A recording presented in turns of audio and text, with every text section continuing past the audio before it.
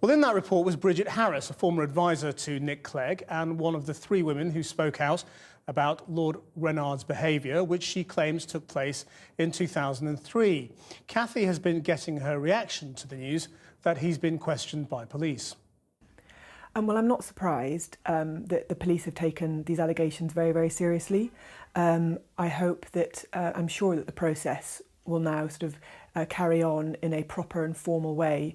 And what's most important is that the women's allegations who were made originally on your programme are going to be heard and tested thoroughly.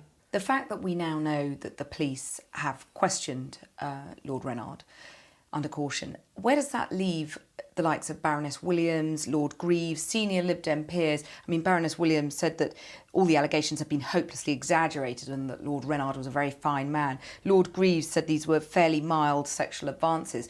Where does what's happened today leave what they said?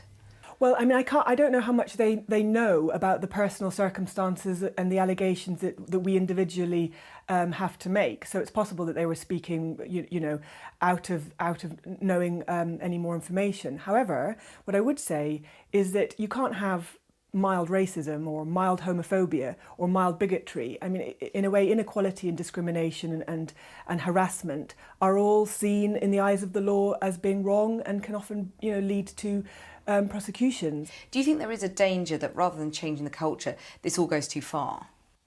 I don't think that you should ever take for granted the possibilities of abuse of power. And that's really at core what we're talking about. Culture change is not going to happen suddenly and you switch it on, you switch it off. It's actually about our collective responsibility. How do we collectively own the conversation?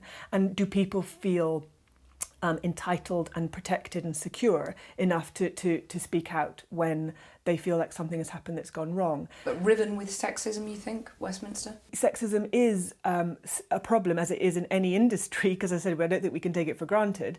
I think, though, that it's not just about the actual technical number of men versus women, it's about a very aggressive and belligerent and culture and attitude. By definition, a party political tribal culture tends to be quite secretive because they're in a contested political space where they're trying to vie for votes.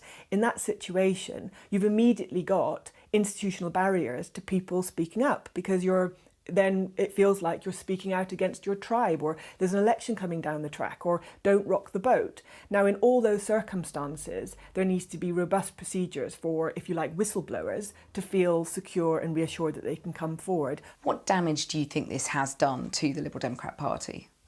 I think it's almost like a wake-up call, not just for the Lib Dems, but for the other parties in Westminster as well, that it is possible for allegations like this to have been made and not been, it feels like not to have been heard.